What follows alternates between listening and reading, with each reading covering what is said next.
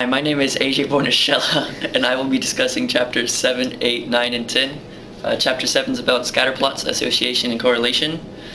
And so scatterplots observe the relationship between quantitative variables. They can either be negative, where they look like this, positive, look like this.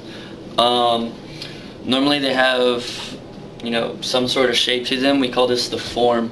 It can be either linear, look like a line, curvy, where rainbow, squiggle line, different things, and then no trend, which is actually no obvious trend. You can't tell that there's a line or a curvy. It's just whatever's left over. So things to watch out for. You want to be aware of the outliers. They reduce the strength of the correlation, and they can also distort it.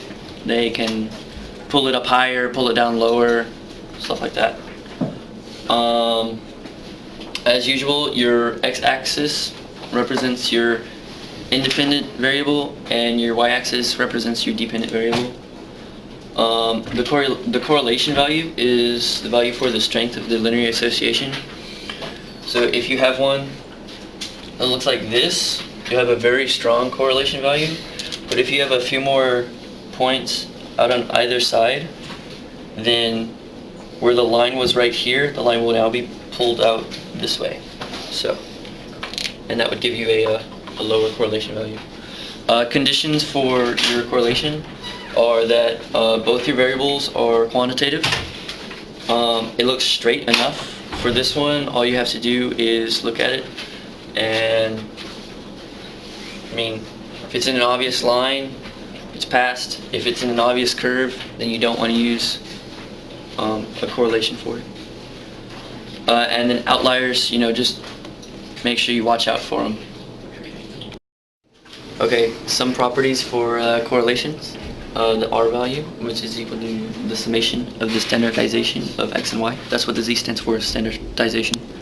All over n minus 1, n being your number of data values. Anyway, this value is always between -1 and +1.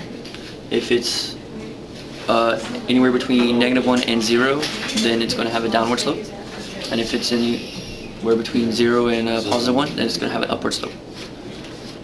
Correlations also have no units, and they measure the strength of the correlation, not the association. So you can have still a strong association, but if your scatterplot is curvy, then you're still going to have a very small correlation value because it's not linear.